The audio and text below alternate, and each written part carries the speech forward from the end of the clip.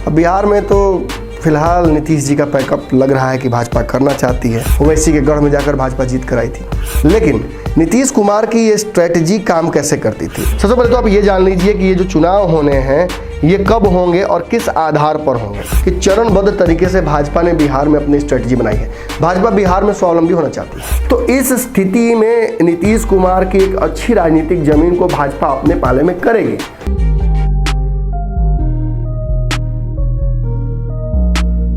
नमस्कार, भारत लाइव देख रहे हैं आप। पंचनामा देख रहे हैं। पंचनामा में क्या देखिएगा, हेडलाइन दिया हुआ है, समझ सकते हैं आप। पैकअप होगा, पैकअप किसका होगा। अब बिहार में तो फिलहाल नीतीश जी का पैकअप लग रहा है कि भाजपा करना चाहती है। अब ये मैं बोल रहा हूँ तो कई लोगों को बुरा लग रहा होगा, लेकिन बुरा लग के क्या होगा। अब जो सत्य है सो सत्य है। परिवार के सदस्यों को पता होता है कि जब कोई व्यक्ति परिवार में बीमार होता है, अंतिम समय का होता है, तो सबको पता है क्या होना होता है, लेकिन बुरा तो लगता है। खैर छोड़िए इन सब बातों को। अरे तस्वीर यहाँ अखबार में मुझे दिख रही है। ये तो रेणु देवी हैं, ये तारकिशोर जी हैं, ये राष्ट्रपति महोदय हैं, इनसे मुलाकात करने गए हैं। रेणु देवी जी के पास कौन सा डिपार्टमेंट है, एक पंचायत राज का है क्या। पंचायत राज के डिपार्टमेंट में नीतीश कुमार का इंटरेस्ट आपको याद है क्या। मैंने एक पंचनामा में आपको समझाने का प्रयास किया था। काफ़ी अच्छा वो पंचनामा आप लोगों ने देखा था और उसे वायरल भी किया था। उसमें मैंने समझाया था कि पंचायत चुनाव को लेकर भाजपा की तैयारी क्या है, ये P2P क्या होता है। लेकिन हाँ, P2P जो मॉडल है इसका मतलब क्या है। पंचायत टू पार्लियामेंट अमित शाह की स्ट्रेटजी है।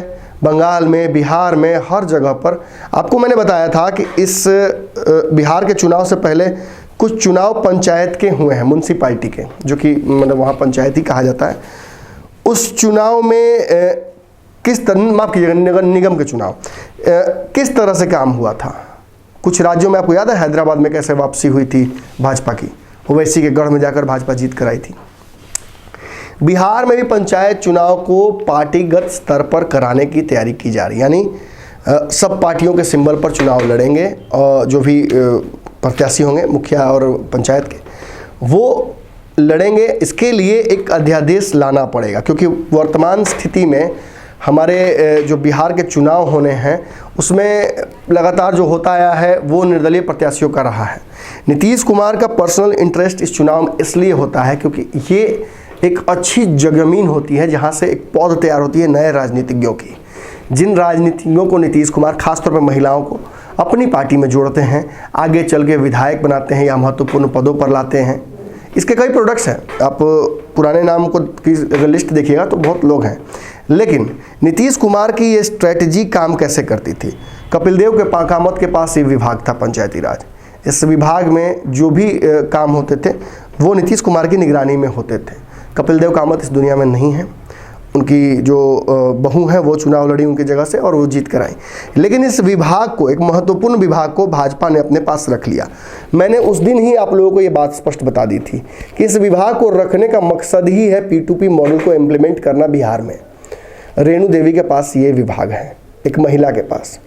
महिलाओं का भागीदारी 50% का है पंचायत चुनाव में, और 50% की भागीदारी के साथ जब महिलाएं आएंगी तो महिलाओं की संख्या बढ़ेगी और उसे भाजपा अपने कोटे में रखना चाहेगी, उसे भाजपा अपने लिए इस्तेमाल करना चाहेगी।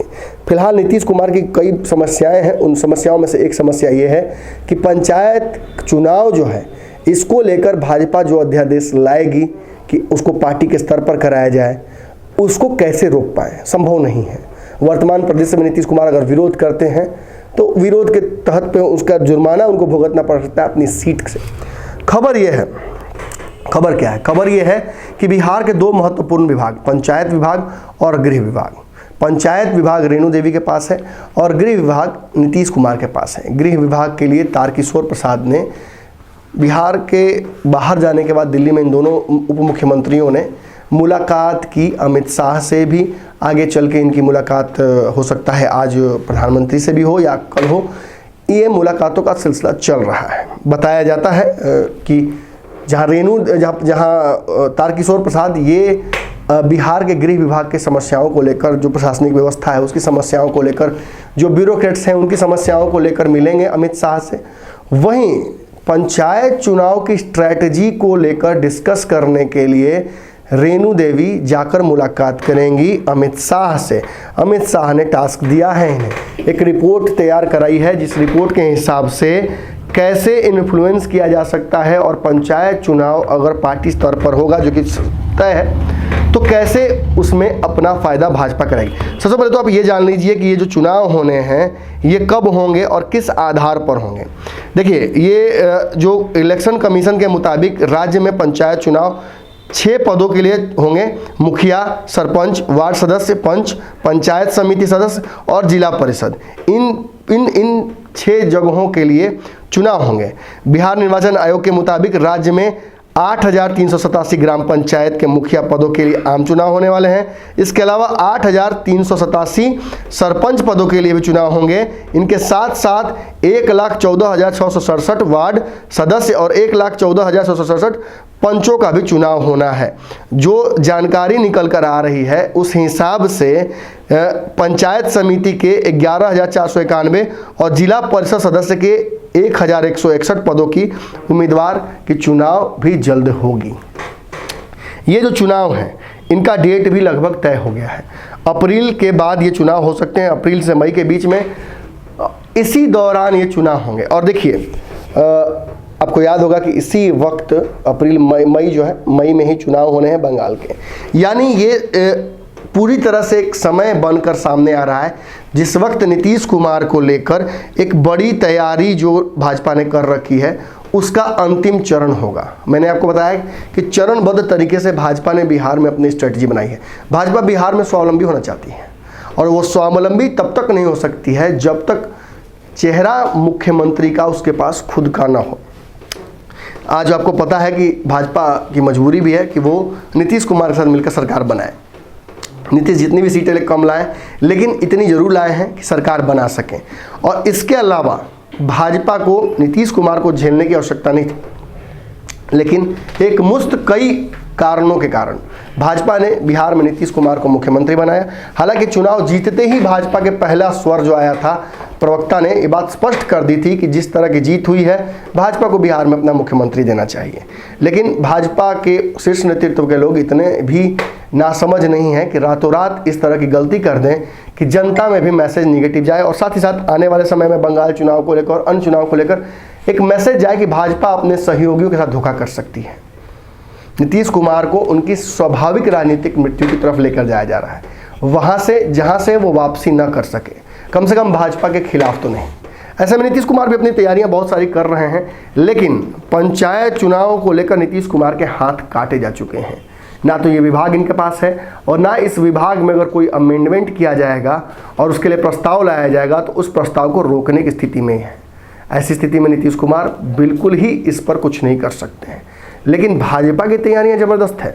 भाजपा P2P मॉडल के तहत बिहार में भी हैदराबाद जैसी जीत की और अन्य जगहों पर भी जो जीत हुई है उसको रिपीट करना चाहेगी और रिपीट ही नहीं करना चाहेगी। एक मुश्त में नीतीश कुमार की एक जो बहुआयामी जो परियोजना है, जो पंचायत राज विभाग, जिसमें नीतीश कुमार ने 50% औरतों को आरक्षण दिया था, इसके अलावा कई और स्कीम से मैंने बताया कि एक अच्छी पौध यहाँ से राजनीतिज्ञों की निकलती है नई, जो कि चेहरा चमकाने के काम आती हैं। जदयू के कई, आप देखिएगा बिहार के कई मुखिया, महिला मुखिया खासतौर पे जदयू की एक्टिव कार्यकर्ता हैं, उन्हें चुनाव भी लड़ाया जाता है। तो इस स्थिति में नीतीश कुमार की एक अच्छी राजनीतिक जमीन को भाजपा अपने पाले में करेगी और इसी तैयारी को लेकर अप्रैल जो है वो एकदम महत्वपूर्ण हो जाता है। इस वक्त तक नीतीश कुमार का राजनीतिक पैकअप हो जाना तय है, क्योंकि मई में जैसे भी नीतीश कुमार को लेकर जो रिजल्ट्स होंगे बंगाल चुनाव के, अगर पॉजिटिव होते हैं तो बातें अलग होंगी, अगर निगेटिव होते हैं तो बातें अलग होंगी। लेकिन एक बात तय है कि पॉजिटिव हो या निगेटिव हो, नीतीश कुमार के लिए अप्रैल और मई बहुत महत्वपूर्ण समय होगा। संक्रांति में लगभग चीज़ें स्पष्ट हो जाएंगी कि आखिर आगे चल के होगा क्या। हम उस स्थिति में बेहतर होंगे कि आपको समझा सकें कि आखिर आने वाले समय में अप्रैल मई में नीतीश कुमार को कैसे भाजपा सेट करेगी। 2-3 जो संभावनाएं हैं, एक तो नीतीश कुमार हो सकता है स्वाभाविक रूप से जब उनकी ताकत लगातार सीज की जा रही हो तो वो बेचैन हो जाएं और खुद ही पद छोड़ दें। दूसरा है कि नीतीश कुमार को अलग अलग कई हवालों को देकर, कई दलीलों को देकर भाजपा उन्हें डिसलॉज करे। और इस तरह से उन्होंने मांझी जी की सरकार को, याद होगा आपको, मांझी जी को खुद बनाया और खुद ही फिर बाद में उन्हें हटा भी दिया। वो भी एक परिस्थिति हो सकती है। इन संभावनाओं पर भी हमारी नज़र रहेगी। आपकी नज़र भारत लाइव पर होनी चाहिए। आज का पंचनामा पंचायत पद आधारित था। एक ऐसी खबर है जिसको लेकर कहीं ना कहीं आप जंगल की आग की तरह बाकी जगहों पर फैला सकते हैं। फेसबुक, ट्विटर, सोशल मीडिया के अलग अलग प्लेटफॉर्म्स पर आप इस वीडियो को शेयर कर सकते हैं। हम हर जगह मौजूद हैं। आपकी मौजूदगी हमारे चैनल पर होनी चाहिए। दिन भर खबरें चलती रहती हैं। और हाँ, इन खबरों को प्राप्त करने के लिए आपको 1 रुपये की भी देने की आवश्यकता नहीं है। लेकिन अगर आप चाहते हैं कि हमारा सहयोग करें तो एक UPI नंबर दिया हुआ है, उस पर जाकर आप निष्पक्ष पत्रकारिता को, खोजी पत्रकारिता को प्रमोट कर सकते हैं। धन्यवाद। अगर ये वीडियो पसंद आई और वह बिहार के राजनीति और बिहारियत से सरोकार रखेनी तो सब्सक्राइब बटन दबा के चैनल के सब्सक्राइब कर ली। ओजे एगो घंटी बा, ओकरा बटन दबा देला से कुल सटीक और मारक खबर रुआ मुफ्त में मिल जाई। अगर रुआ पत्रकारिता के हमनी के नया प्रयोग में सहयोग कर चाहतानी तो ज्वाइन बटन दबा दी। पेटीएम नंबर नोट कर ली 9386816700। धन्यवाद।